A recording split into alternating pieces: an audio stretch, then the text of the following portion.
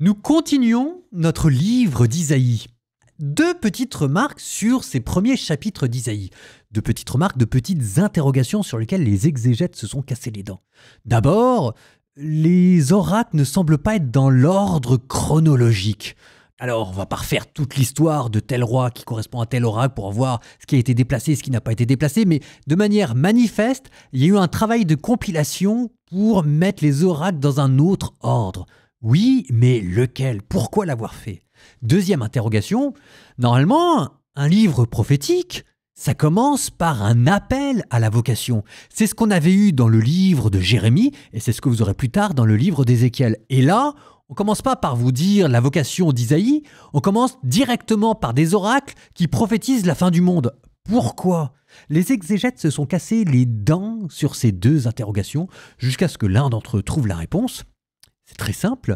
Au début, ce qui est donné, c'est ce que Dieu veut que l'on dise. C'est moins la personne du prophète qui est importante ici que le message.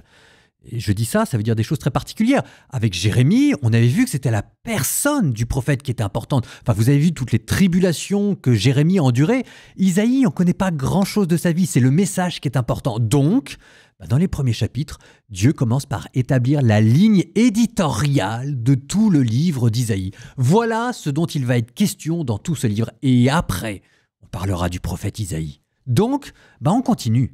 Dans le premier chapitre, on vous avait dressé un constat accablant d'un pays qui refusait de comprendre ce qui était en train de se passer, comment est-ce qu'il pouvait survivre et tout allait à la destruction. Vous avez entendu le sarcasme d'un Dieu qui n'en peut plus. Je n'en peux plus de vos néoménies, avec un ton sarcastique, la colère qui est prête de s'abattre. Là, maintenant, dans cette partie-là, on va introduire quelque chose de nouveau. On va vous parler de la restauration de Jérusalem. Alors là, tout le monde applaudit d'une main et se dit « Ouais, super, on est passé de la colère à la réconciliation, enfin !» Oui et non, c'est plus subtil que ça. Ce qu'on appelle la théologie de Sion. La théologie de Sion, ça veut dire que Sion va être exposé comme phare du monde entier vers lequel tout le monde va converger. Sauf que Isaïe va changer un tout petit peu la donne. Le jour du Seigneur qui normalement devait permettre d'établir Sion à la tête de l'humanité, dans les versets 1-5, je le dis là maintenant parce que ça va être le tout début. Donc ferez attention, ce sera le début de la lecture, d'accord ? Il arrivera dans les derniers jours que la montagne de la maison du Seigneur se tiendra plus haute que les monts, s'élèvera au-dessus de toutes les collines. Tout le monde applaudit de main. Vers elle afflueront toutes les nations et viendront des peuples nombreux. Tout le monde continue d'applaudir des deux mains. Ils diront « Venez, montons à la montagne du Seigneur », etc., etc. Mais, verset 5, ce qu'on vous dit tout de suite, « Venez, maison de Jacob, marchons à la lumière du Seigneur ». Alors tout le monde trouve ça magnifique, et c'est vrai que c'est magnifique. Il faut bien comprendre ce que ça veut dire.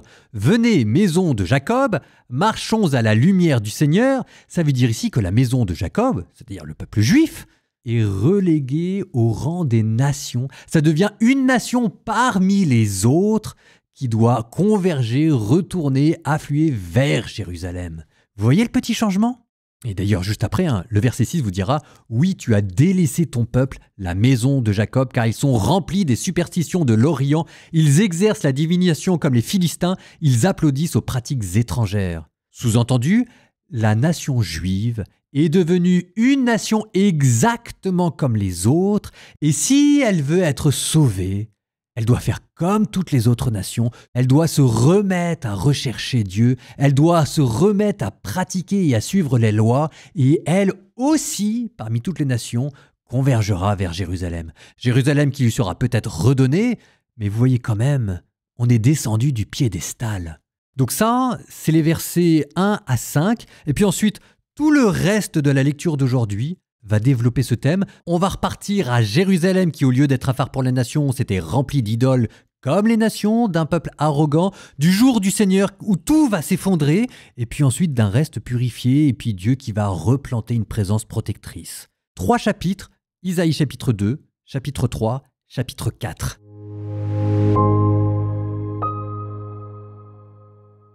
Parole d'Isaïe, fils d'Amoz, ce qu'il a vu au sujet de Juda et de Jérusalem. Il arrivera dans les derniers jours que la montagne de la maison du Seigneur se tiendra plus haut que les monts, s'élèvera au-dessus des collines. Vers elle afflueront toutes les nations et viendront des peuples nombreux. Ils diront « Venez, Montons à la montagne du Seigneur, à la maison du Dieu de Jacob. Qu'il nous enseigne ses chemins, et nous irons par ses sentiers. Oui, la loi sortira de Sion, et de Jérusalem la parole du Seigneur. Il sera juge entre les nations, et l'arbitre de peuples nombreux. De leurs épées, ils forgeront des socs, et de leurs lances des faucilles. Jamais nation contre nation ne lèvera l'épée, ils n'apprendront plus la guerre. Venez, maison de Jacob, marchons à la lumière du Seigneur. Oui, tu as délaissé ton peuple, la maison de Jacob, car ils sont remplis des superstitions de l'Orient, ils exercent la divination comme les Philistins, ils applaudissent aux pratiques étrangères. Le pays est rempli d'or et d'argent, on ne peut compter ses trésors. Le pays est rempli de chevaux, on ne peut compter ses chars. Le pays est rempli de faux dieux. Les gens se prosternent devant l'ouvrage de leurs mains, devant ce que leurs doigts ont fabriqué. L'être humain sera humilié, l'homme sera abaissé, tu ne saurais lui pardonner. Entre dans les rochers, cache-toi dans la poussière, épouvanté, loin du Seigneur, loin de l'éclat de sa majesté. Les regards arrogants des humains seront abaissés et la prétention des hommes sera humiliée. Seul le Seigneur sera exalté en ce jour-là. Oui, pour le Seigneur de l'univers, il y aura un jour contre tout orgueil et toute prétention, contre tout ce qui s'élève et sera abaissé, contre tous les cèdres du Liban prétentieux et altiers, contre tous les chênes du Bashan, contre toute haute montagne et toute colline élevée, contre toutes les tours arrogantes et tout rempart fortifié, contre tout vaisseau de Tarsis et tout navire de grand prix, l'arrogance des humains sera humiliée, la prétention des hommes sera abaissée. Seul le Seigneur sera exalté en ce jour-là, et les faux dieux, tous à la fois, disparaîtront. Entrez dans les cavernes des rochers, dans les grottes souterraines, épouvantés, loin du Seigneur, loin de l'éclat de sa majesté, quand il se dressera pour terrifier la terre.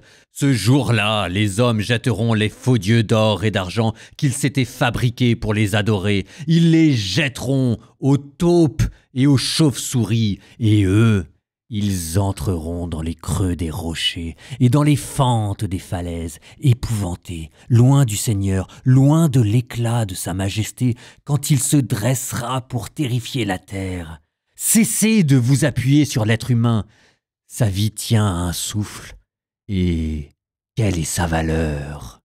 Voici que le Maître et Seigneur de l'univers va retirer de Jérusalem et de Juda réserves et ressources, toute réserve de pain, toute réserve d'eau. Le héros et l'homme de guerre, le juge et le prophète, le devin et l'ancien, l'officier, le notable, le conseiller, l'expert en magie et le charmeur habile. Je leur donne pour princes des gamins dont le caprice les gouvernera. Les gens seront des tyrans les uns pour les autres, chacun pour son prochain. Le gamin s'en prendra à l'ancien et le vaurien au vénérable. Un individu se saisira de son frère dans la maison paternelle en disant « Tu as un manteau, tu seras notre chef. Ce pays est en ruine, gouverne-le. » Ce jour-là, l'autre répliquera « Je ne suis pas guérisseur. Il n'y a dans ma maison ni pain ni manteau. Ne me faites pas chef du peuple. » Oui, Jérusalem trébuche et Juda s'écroule parce que leurs paroles et leurs actes envers le Seigneur sont des insultes au regard de sa gloire. Leur partialité témoigne contre eux. Comme Sodome, ils étaient leurs péchés, ils n'en cachent rien. Hélas pour eux, ils font leur propre malheur. Dites qu'il est bon pour le juste de se nourrir du fruit de ses actes. Quel malheur, hélas, pour le méchant d'être traité selon l'œuvre de ses mains. Ô mon peuple, un nourrisson le tyrannise, des femmes le gouvernent. Ô mon peuple, tes guides te fourvoient, ils brouillent le tracé de tes chemins. Le Seigneur s'est levé pour accuser, il est debout pour juger les peuples. Le Seigneur entre en jugement avec les anciens du peuple et ses princes. C'est vous qui dévastez la vigne. Les biens volés aux pauvres emplissent vos maisons. De quel droit écrasez-vous mon peuple? Piétinez-vous le visage du pauvre, oracle du Seigneur, Dieu de l'univers. Le Seigneur le déclare.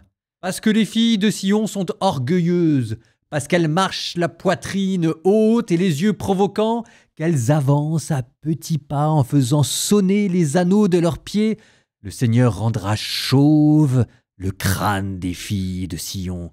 Le Seigneur dénudera leur front. Ce jour-là, le Seigneur ôtera leurs parures, grelots et médaillons, pendentifs et boucles d'oreilles, bracelets et voilettes, diadèmes et chaînes de cheville, cordelières, porte-bonheur et amulettes, bagues et anneaux de narines, robes de fête et mantilles, châles, petits sacs, miroirs, linge fin, turbans et capes légères. Au lieu de parfum, ce sera la puanteur. Au lieu de ceinture, une corde. Au lieu de coiffure bouclée, un crâne tondu. Au lieu d'une robe d'apparat, un pagne en toile à sac, une marque au fer rouge, au lieu de la beauté. Et tes hommes tomberont sous l'épée, et ton élite dans le combat. Elles gémiront, elles se lamenteront les portes de la ville qui sera désertée, assise par terre. 7 femmes saisiront un même homme. Ce jour-là, elles lui diront « Nous mangerons de notre pain, nous mettrons nos propres habits, laisse-nous seulement porter ton nom, enlève notre déshonneur. » Ce jour-là, le germe que fera grandir le Seigneur sera l'honneur et la gloire des rescapés d'Israël. Le fruit de la terre sera leur fierté et leur splendeur. Alors, ceux qui seront restés dans Sion, les survivants de Jérusalem seront appelés saints. Tous seront inscrits à Jérusalem pour y vivre. Quand le Seigneur aura lavé la souillure des filles de Sion, purifié Jérusalem du sang répandu, en y faisant passer le souffle du jugement, un souffle d'incendie. Alors sur toute la montagne de Sion, sur les assemblées qui s'y tiennent, le Seigneur créera une nuée pendant le jour et pendant la nuit une fumée, avec un feu de flamme éclatante, et au-dessus de tout, comme un dé, la gloire du Seigneur. Elle sera, contre la chaleur du jour, l'ombre d'une hutte, un refuge, un abri contre l'orage et la pluie.